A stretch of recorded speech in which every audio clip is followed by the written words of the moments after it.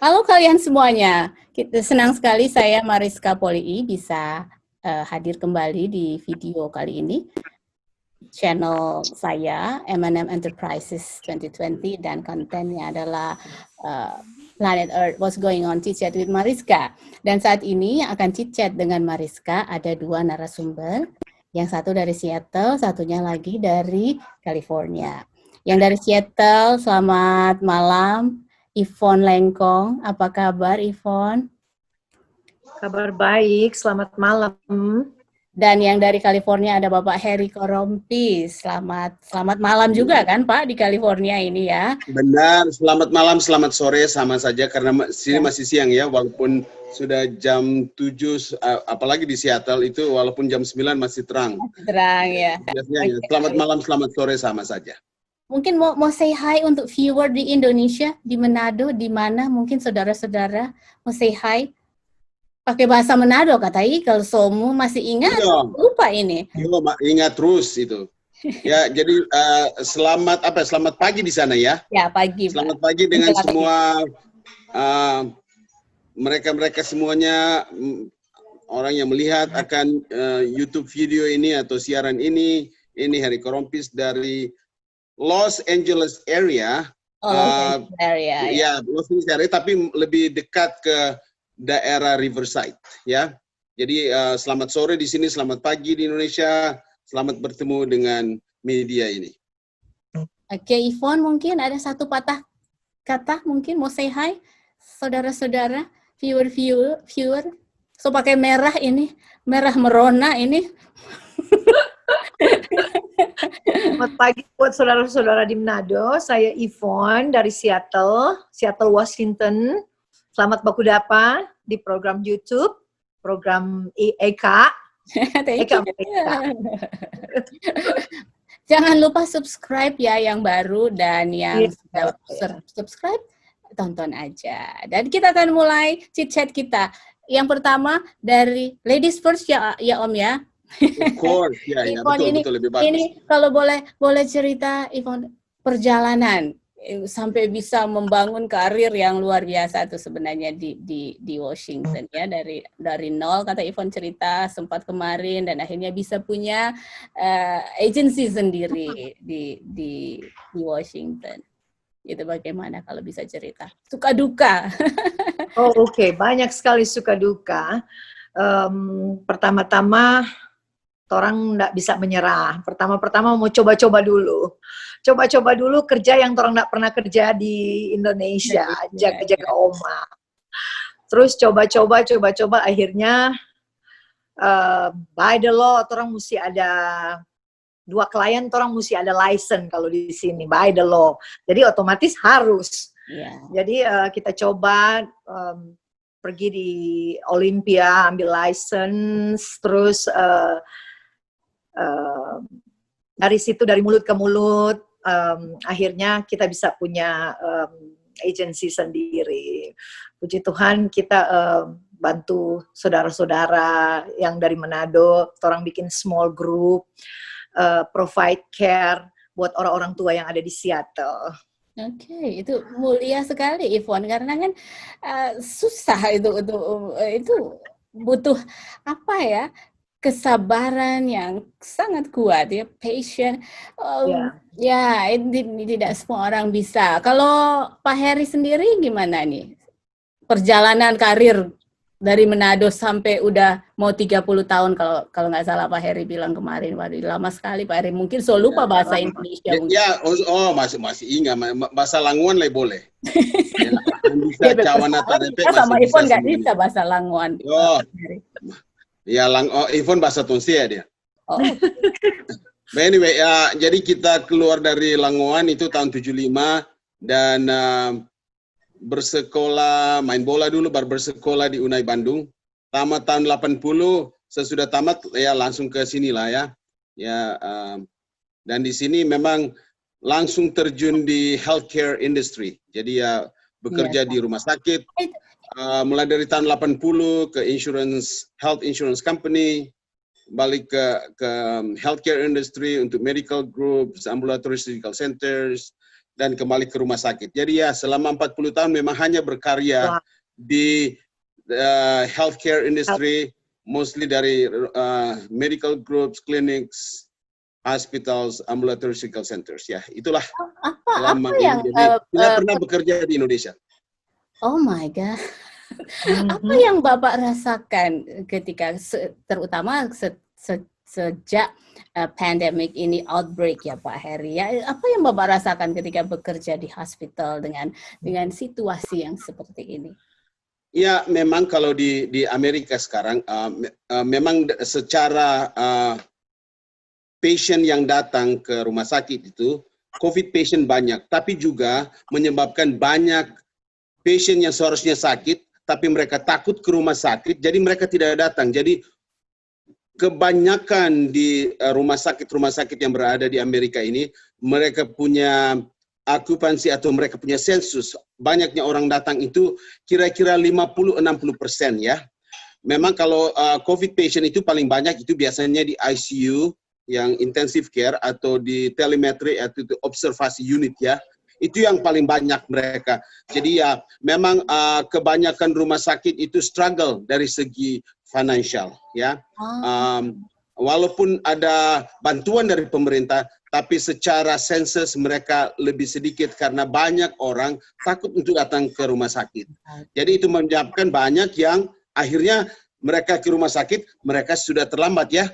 Jadi memang satu ajakan bagi semua orang yang di Amerika di sini, katakan bahwa mereka harus datang ke rumah sakit karena sebetulnya rumah sakit di sini lebih aman daripada di rumah. Pertama ya daripada terlambat. Ya, bukan cuma ada pertolongan pertama, tapi dari segi mulai dari emergency kemana mereka mempunyai koridor, mempunyai hall sendiri yang mereka untuk pergi. Jadi COVID unit sudah ada, sudah tersedia. Jadi hanya orang spesial-spesial yang ke situ. Jadi sebetulnya dari segi yang lain itu mereka semuanya terlindung ya, mereka safe karena semua juga pakai PPE ya, alat untuk supaya mencegah itu dengan masker, dengan N95, semuanya ada precaution dan juga semua employee kebanyakan itu mereka dites selalu. Jadi ya sebetulnya safe ya. Jadi tapi dari segi ya pertolongan kita begitu harus membantu orang-orang yang sakit ya. Tapi juga secara financial banyak sekali rumah sakit di Amerika yang struggle financially. Ivon sendiri kena imbas nggak dengan COVID-19 ini dari segi mungkin patientnya ada berkurang atau bagaimana atau biasa saja tidak ada? Imbasnya dengan rumah sakit untuk mencari caregiver itu semua takut kalau ditelepon. Aduh, ya, betul. Klien kita punya, tetapi untuk cari caregiver agak susah karena mereka selalu bilang, aduh, nggak dulu deh, tante jangan dulu kerja deh, apalagi tante sudah di atas umur 60, tante mau stay home dulu deh, itu imbasnya. Jadi gimana, harus menolak atau menolak dengan halus? Harus menolak dengan halus. Provide karena nggak ada caregiver. Oh gitu sebenarnya. Oke, itu kejadian di California juga ya kira-kira sejauh ini pemantauan very much atau kebanyakan semuanya di Amerika secara mulai dari caregiver, home health, in-home health, dia punya nursing home, or skill nursing, semuanya sampai rumah sakit memang ada hambatannya ya. Tambah lagi sekarang memang kebanyakan pekerja seperti Ivon tadi bilang, semuanya pada takut. Ada sedangkan nurse-nurse sendiri, mereka perawat, mereka juga banyak yang takut. Mereka minta supaya mereka jangan bekerja sebulan atau 2 bulan. Jadi memang sekarang yang masalah di rumah sakit adalah bagaimana provide nurses ya, atau perawat-perawat. Tapi juga dari segi yang lain, juga banyak perawat sekarang yang mereka namanya ada flexing. Artinya mereka itu harus ambil day off karena nggak cukup pasien di rumah sakit ya. Jadi ya ada timbal baliknya begitu juga ya. Tapi ya again, ada efeknya dari segi provide care kepada mereka karena tenaga kerja yang lain mau stay di rumah sakit. Jadi saya rasa di mana-mana di Amerika sama mereka punya masalah. Bagaimana menyiasati ini, Om Heri dan juga Yvonne, menyiasati keadaan atau situasi yang seperti ini? Nah, dari segi ini itulah education yang paling penting ya. Karena ini memang pandemik ini menjadi satu ketakutan ya bagi banyak orang. Tapi sebetulnya kalau kita mempunyai satu proteksi, punya masker, punya N95, punya face shields yang kita tutup muka dan kita tutup semuanya, itu sudah bisa mencegah ya akan penyakit itu. Pasti kita sudah ingin, dan juga of course kita harus make sure kita punya immune system itu harus dibantu dengan melalui gizi, istirahat yang bagus, itu semuanya supaya kita bisa ya terlindung daripada penyakit ini ya. Karena memang ini ya di Amerika sekarang aja sudah berapa 4 juta lebih orang yang lebih ya, sudah 153.000 orang yang meninggal. Rumah sakit saya sendiri ya setiap hari ada COVID patients dan ya kita punya mortality rate atau memang orang yang meninggal itu ya lebih banyak dari biasanya ya, jadi 7 kali lebih banyak daripada normal. Tapi sudah begitu, tapi karena mereka memang sakit ya. Nah, jadi memang ini hanya education kepada orang semua bahwa yang penting kita membuat pencegahan yang bagus dengan ada kita boost kita punya immune system itu kita bisa safe ya. Oke, ini sekarang kan dari masalah healthcare dan hospital kita pindah ke politik sekarang ya, karena sekarang juga mau di mana-mana kan, di Amerika, di Indonesia. Betul. Itu semua lagi. Ini bagaimana dengan Yvonne dan dengan Pak Heri sendiri? Yvonne sebenarnya bisa milih di sini green card bisa milih enggak atau belum? Green card tidak bisa belum ya, tapi belum harus bisa. Ya. Tapi kan minimal kalau Pak Om Heri bisa. Om Heri bisa. Ya, saya sudah memilih sejak tahun 92. Ya, jadi. Oke, dan bagaimana? Berarti kan sebelum datang ke Amerika sempat ikut pesta demokrasi juga kan di Indonesia? Kalau masih ingat. Ya, karena saya keluar tahun 80. Selama saya di Bandung, di asrama saya 4 tahun ya. Jadi waktu itu kayaknya tidak ada pemilihan ya. Jadi saya tidak ikut. Sedangkan hukum tua pun kalau di Languan atau di Manado kita masih 18, belum 18, jadi mungkin belum mereka. Jadi saya belum pernah saya merasa ada pengalaman untuk justru pengalamannya ada voting di Amerika ya. Okay. Ya, datangnya nanti di Amerika sini ya. Jadi ya begitulah. Tapi ya di sini ya sudah ikut memilih sejak 92.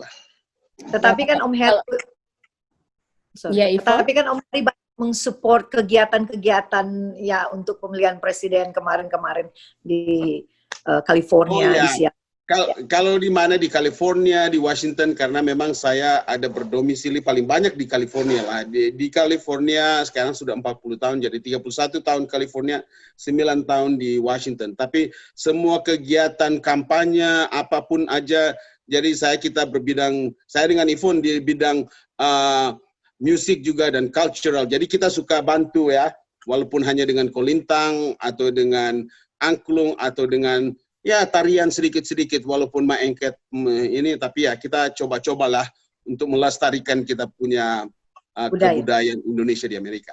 Kalau Yvonne kita enggak perlu tanya Om Heri karena dia sudah menunjukkan warna saat ini. Dia pakai merah, jadi enggak perlu tanya dia ini pakai merah ini dia tahu bisa pilih. Karena Yvonne masih punya KTP Manado. Berarti nanti kalau ada kesempatan bisa ke Indonesia untuk ikut mengikuti pesta demokrasi, mengikuti pilkada ya, Yvonne. Ini boleh cerita sedikit ini urusan merah merona ini kok bisa sampai darah daging begini, Yvonne, itu gimana? Itu itu kayaknya orang Manado bilang saudari dalam puru. Oke. Iya.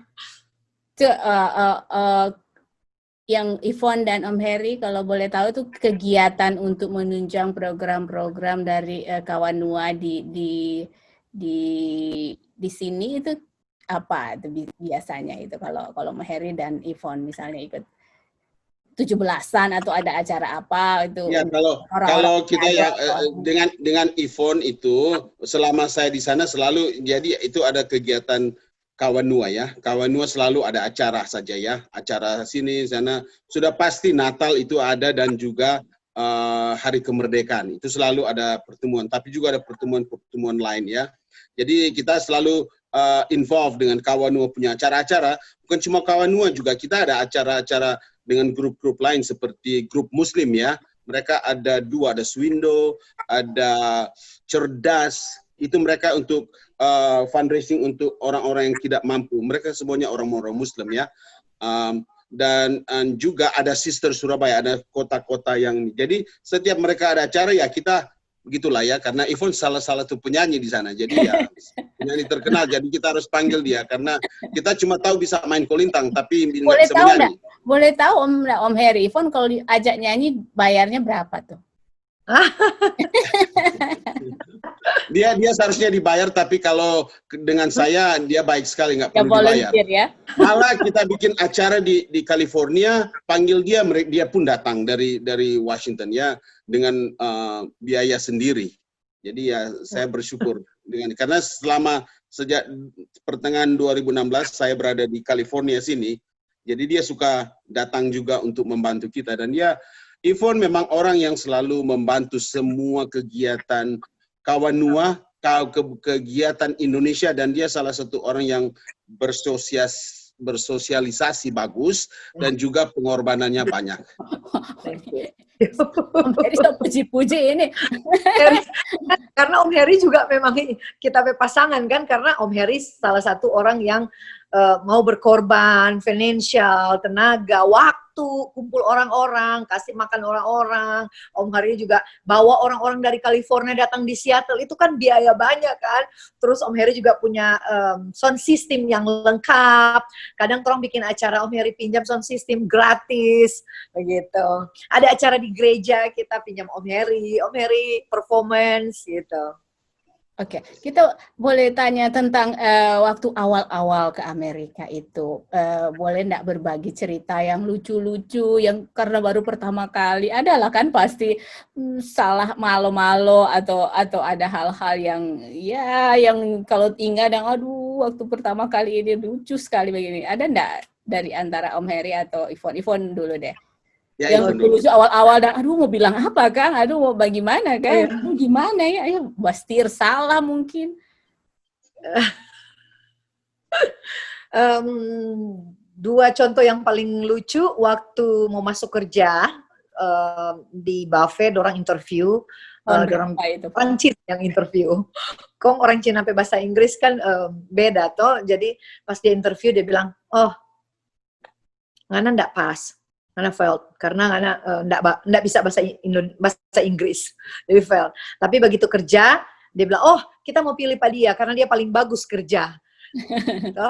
Itu yang paling lucu. Kedua, waktu kita mau ambil license, kalau di sini kan atau orang ndak bisa ya Om Her, dorang government itu kasih tunjuk sampai ngana bisa.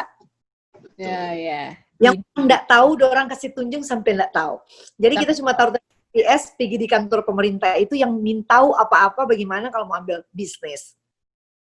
Kita pergi di gedung yang orang bilang untuk background check. Itu background check itu Kak orang-orang nggak bisa masuk di situ karena itu kan privacy sekali. Tapi karena di facility yang kita kerja orang minta background check, kita bilang aduh bagaimana ya kita mau ambil background check atau drive coba pergi di Olympia. Sampai di sana itu security bilang ngana mau baku dapat sapa, kita bilang kita nggak ada appointment tapi kita kesian pekerjaan ini semua dapat keluar kalau kita nak di background check ini. Ngana ada bisnisnya nggak ada, kita mau ambil. Dorang tunjuk dari bagaimana ngana ambil tuh insurans petampa, bagaimana ngana dapat tuh license, dan bagaimana ngana dapat tuh background check. Bukan cuman itu, dorang buka akang lepangannya tuh website Kak, dorang kasih tunjuk, dorang bilang, abis ngana susah mau begini, ngana mesti ada policy company, karena ngana company, ini tuh kartu nama ngana mesti hubungi nih orang, ngana terserah ngana pilih nih kartu nama ada 5, mana yang ngana mau pakai, dorang yang akan bikin ngana policy, kong orang datang survei, baru orang agree, approve, ngana bisa, ngana paperwork, oke. itu kita pelucu, kita pergi di kantor background check yang orang nggak bisa masuk, tapi orang bawa pak kita di kantor, kontrol bilang salah building. Kita bilang kita perlu iya.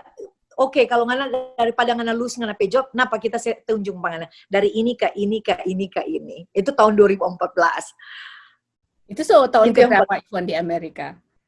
2014. Ivon datang di Seattle sini pertama kali datang tahun 2006 di New York. 1 tahun di New York, pindah di Seattle dari 2007. 2007 ikut kerja 2008, 9, 10, 11, 12, 13.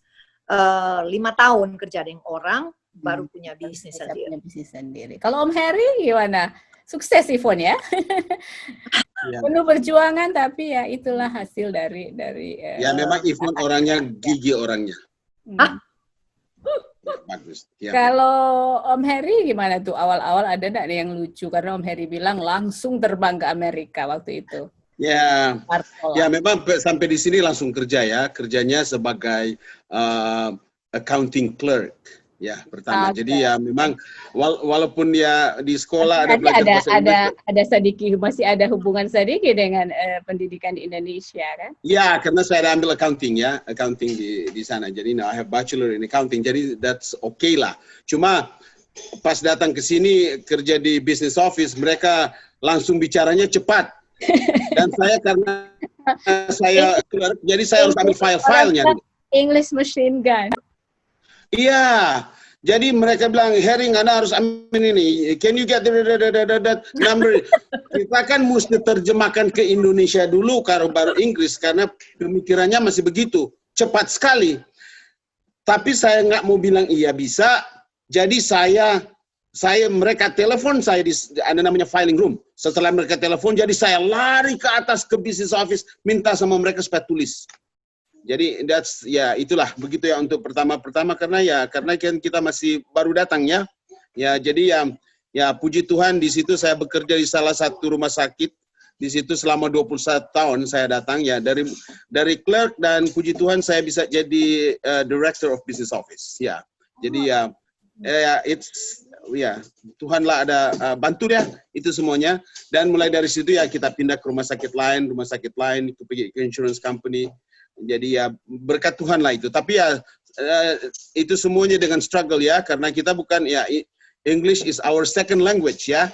Jadi memang it's a struggle untuk pertama-pertama. Jadi banyak sekali kita harus coba, termsnya beda-beda ya. Itulah ya, jadi lucu-lucu, banyak lucunya.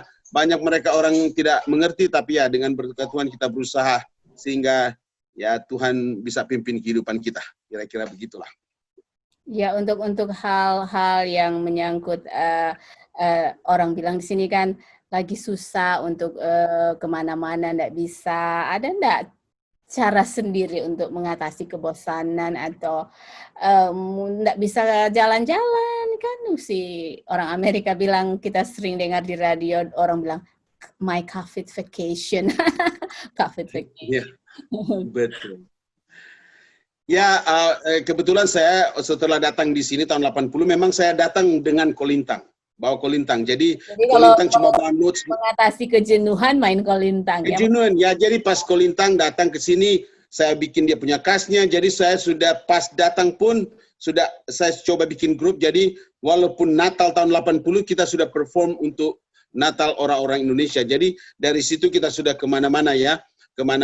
Walaupun ya, jadi malah tahun 80-an kita pergi hampir semua di Southern California, ada 5 kabupaten lah ya. Jadi hampir semua gereja-gereja atau sosial, kebanyakan juga dengan Indonesian Consulate punya program ya, either cultural program itu apa. Jadi ya agak sibuk lah ya.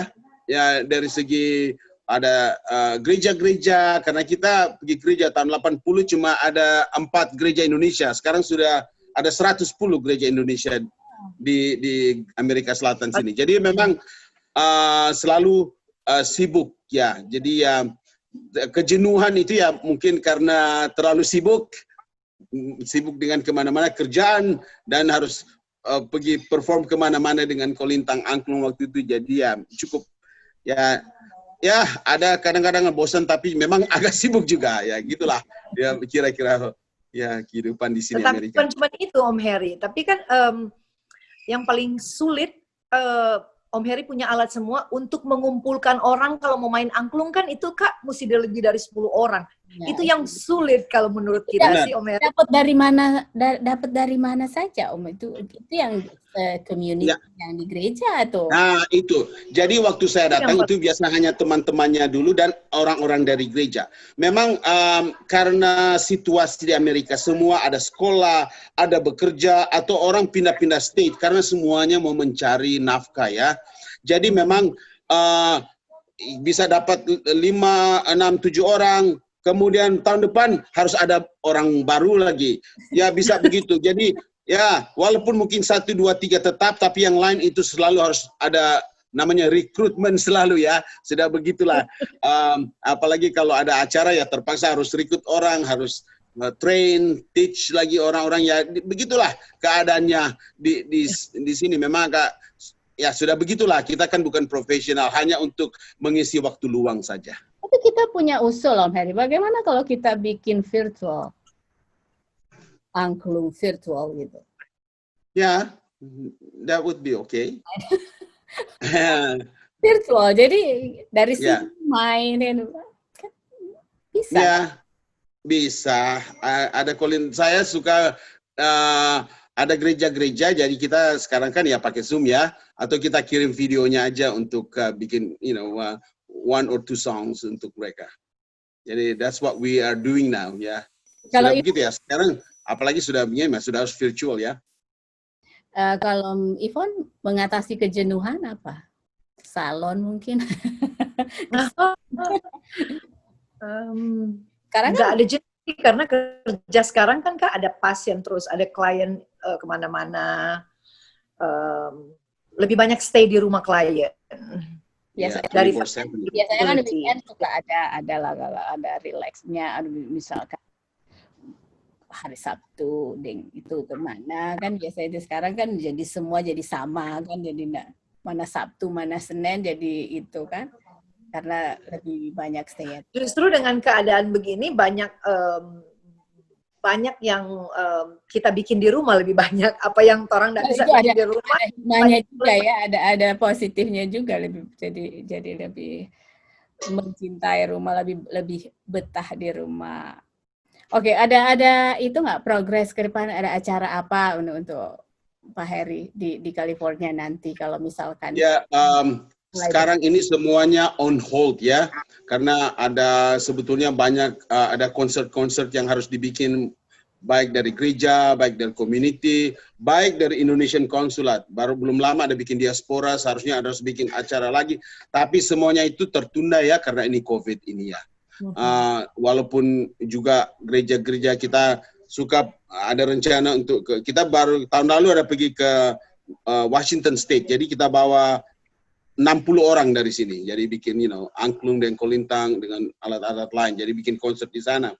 Kita rencana untuk pergi ke state lain, ke Colorado, cuma tidak bisa sekarang karena latihan pun tidak bisa karena memang orang harus stay di rumah ya, sudah dianjurkan begitu, dan juga memang yang pemain pun belum mau untuk berlatih. Paling cuma ada 3-4 orang aja yang bisa ya. Nggak boleh lebih dari itu. Bisa pakai mask kan? Enggak. Kalau menyanyi kan susah ya. Kalau main. Iya, kalau menyanyi susah latihan. Kalau cuma instrumental aja bisa. Jadi sekarang kalau kita latihan itu cuma 4-5 orang kolintang ya. Itu pun kalau mereka bisa. Kalau secara angklung kan itu bisa ya. Kalau saya suka gabung gereja, bisa 3 gereja di sini, jadi kita bisa sampai 80-90 orang ya angklung untuk main sekaligus gabung dengan kolintang juga. Jadi itu agak repot kalau untuk sekarang ini. Jadi memang ya semuanya lagi on hold, masih ini ya mudah-mudahan kalau sudah COVID ini sudah selesai, mungkin tahun depan kita bisa mulai ya atau akhir tahun ini kalau sudah ada vaksin untuk COVID. Berarti kalau kan Om Heri kan ya sebagai director di salah satu hospital di sana kan pasti kalau udah vaksin ada pasti secara otomatis yang paling pertama kali dari hospitalnya. Oh iya ya, yang sudah pasti di sini yang pertama mereka kasih adalah healthcare workers ya. Semua yang pegawai-pegawai di rumah sakit karena mereka itu adalah front line, mungkin to fire department, mungkin paramedik. Itu sudah pasti mereka itu front line. Mereka pun semua front line kita rumah sakit, skill nursing semuanya. Saya rasa Yvonne juga begitu ya, walaupun di home care. Kita itu setiap bulan, malas untuk skill nursing itu rumah-rumah orang jompo dan ini mereka setiap minggu harus dites. Jadi selalu tesnya ada terus ya. Jadi karena mereka jangan sampai sakit ditularin ke sama orang lain. Jadi kalau sakit langsung di karantin. Jadi memang ya begitulah caranya di sini dan mudah-mudahan kalau ada ini ya kita semua sudah pasti akan dapat juga semua populations ada ya. Jadi ya kita berharap aja ini vaksinnya bisa ada mungkin either akhir tahun atau permulaan tahun depan. Oke, sukses dan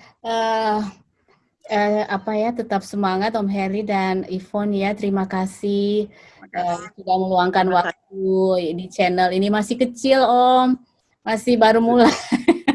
Baru masih mulai dari kecil-kecil dulu nanti jadi besar. Iya. You are doing good job. Thank you. Terima kasih atas waktunya. Sukses selalu ya. Salam untuk istri Yvonne, salam buat Jason, anak-anak semua. Salam untuk semua pemain Agung dan Kolintang di sana ya. Ada sama-sama yang semua yang di hospital Om ya. Yvonne, salam untuk keluarga. Terima kasih. Oke, terima kasih. Good job. Terima kasih. Oke, see you Yvonne. Bye Om Heri. Yep. Untuk kalian semuanya itu dia chit-chat Mariska dengan Yvonne Lengkong dan Pak Heri Korompis dan kita akan jumpa lagi di video berikut. Hi, welcome back to another episode of Tips from Marty and don't forget to subscribe.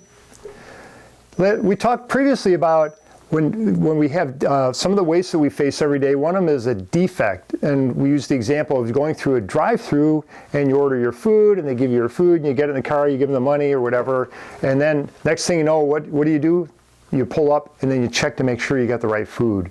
And the reason we do that is because we're so used to having errors that we want to check this before you get all the way home and have the wrong food. One of the things that we don't stop to realize is, how did this accident happen? And so what we do is we think maybe some of you are nicer than others, but frequently people say that's stupid so-and-so or whatever, and we start blaming the person at the window, or maybe we blame the cook, or we blame somebody for getting the wrong stuff. But here's the point. When you have a situation like that, it's so easy to see people doing those jobs. So we can't see the process that the company used to set up this system so you try and get the right food. We don't see what that process looks like, but we sure see people stuck in that process. And that's the point, is way more often than not, you have someone they're trying to do a good job. They don't wake up in the morning and say, I'm going to go to work and see how many different orders I can screw up at the drive-through window today. I don't think anybody does that. I think we can assume positive intent. But when you have to rely on people remembering everything and getting it right, and then somebody enters the order and say they really wanted a double burger or something, and they're not going to yell back to the cook, "Are you sure it's a double burger this time?" They're just going to assume they got the order right and pass it off to you, and maybe you just wanted a cheeseburger instead of a double burger, or whatever it is. But the point is that it's so easy to see that. So we look around in our daily life thinking, well, how can we have a better process? So one of the ways would be how do you mistake-proof things? And I just thought is a simple example here in two ways is, here's an ordinary everyday household mixer for mixing food. And if you notice on the mixer, it has a large hole here and a smaller hole here. And they match the size of the mixer paddles there. This paddle is a thin shaft, there's nothing on there, whereas this one has a washer welded on there. This washer will not fit in the small hole. It only fits and snaps into the larger hole. So you can't, I can stick the small paddle in the large hole, the large paddle won't go in the small hole. So it's mistake proofing it. You can't use this mixer with two paddles unless you put them in the right holes. And another part of this, It's really simple. We're so used to it every day, we don't think about it. It's about the plug. The plug has what are called the bayonets, or the blades on here. One of them is the same size. The other one's a little bit fatter. And the reason why is because it can only fit in the plug and the receptacle in the wall. It can only go in one way. It's mistake proofing it. Or it'll have a third prong, which is a grounding plug, and now it'll only go in one way. So while it's even safer yet, it's still mistake proofing it. You cannot put it in the wrong way. It will not fit. And those are some examples of everyday things that we do where people have thought about, how could I set it up where either you can't do it wrong, so you're mistake proofing it, or you have a robust enough process where people catch the errors before they're made and they don't pass along a defect. So in our next episode, we will talk about a company that many of us have eaten food there from time to time, and they figured it out. So until then, this is Marty having your great tip for the day. You have a great day and go out there and do some good stuff. Don't forget to subscribe. See you later.